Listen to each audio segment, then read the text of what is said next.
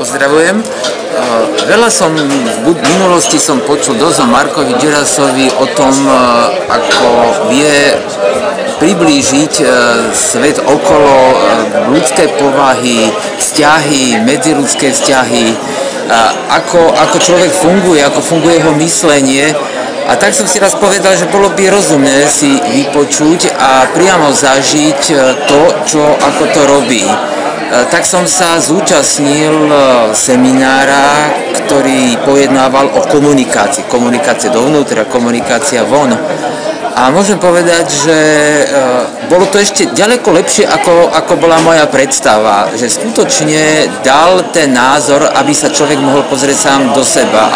Aby vnímal, aby pochopil, ako vlastne funguje jeho psyché, ako funguje jeho myslenie.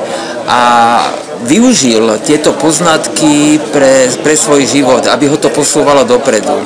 A myslím si, že informácie, nie sú to nejaké prevratné nové informácie, ale je to ozrejmenie toho, ako fungujeme. A to je vysoký prínos Marka, ktorý dáva ľuďom možnosť nazrieť do svojej duše a ukázať mu, ktorým smerom majú sledovať. Ja som úplne nadšený jeho prezentáciami a jeho spôsobom, ako vlastne vedie celý seminár.